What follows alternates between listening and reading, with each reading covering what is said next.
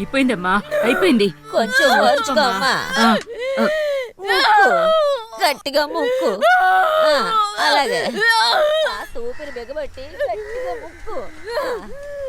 అయిపోయింది అయిపోయింది. అంతే అంతే గట్టిగా ముక్కే.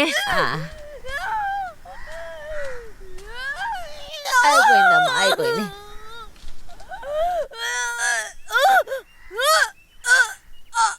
అంతేనే. ఓసేయ్ అందరూ రండి, ఓసేయ్ అందరూ రండి. బిడ్డ పేరయ్య గారిని పుణుకు పుచ్చుకున్నాడు.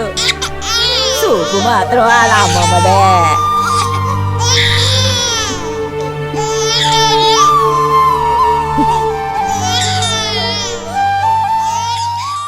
ఏదైతేనే ఈ రోజు అది అలానే పద్ధతులు చూస్తున్నాడు. వచ్చే డబ్బుతో ఊరికెళ్ళి పందులు కాసిన కాసుకోవచ్చు గానే ఈ అడవి పక్క కన్నెత్తి చూడకూడదు అల్లుడు. ఈ రోజు ఆ దైద్రపు కుట్టిగాడి పీడ విరగడైపోయింది. ఒళ్ళు పులిసిపోయిందంటున్నాము. దారిలో వాన పడితే చలి తట్టుకోలేం. నువ్వెక్కడున్నా వెతికి కనిపెట్టి కత్తి పీటతో నీ పీక కోస్తాన్రా. ఎవరినో నీకు తెలీదా? నన్ను నా పిల్లని ఈ నరకంలో వదిలేసి వెళ్ళిపోయిన వాటిని ప్రాణాలతో వదిలిపెట్టను. ఊరికెళ్ళగానే రంగమ్మ కాళ్ళకి కంచు మెట్టెలు, బిడ్డకి లక్క పెడతలు కొనాలి బావా. నీ బిడ్డనే రంగమనే నాకు చూడాలనే ఉంది. మరోసారి వస్తాను. అవును, వాళ్ళకి ఏం కొని తీసుకెళ్ళబోతున్నావు? రంగమ్మకి తాళి, ఏ బిడ్డ తెలీదు, అందుకని మొల్తాడు. అందరికి చీరలు బట్టలు, ముసలిదానికి పందారు మిఠాయి. పందారు మిఠాయి అంటే ముసలిదానికి ఇష్టం. చప్పరించి తింటు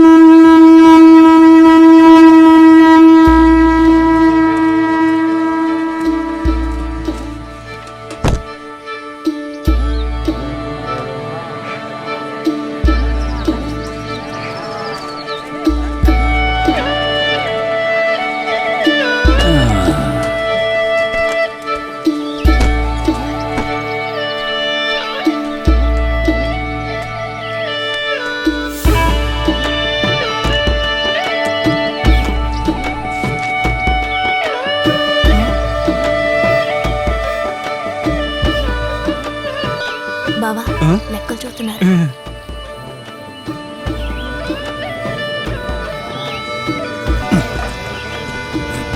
మళ్ళీ మళ్ళీ ఎందుకులా గుంపులుగా కూర్చోబెట్టి నాటకాలు ఆడుతున్నారు?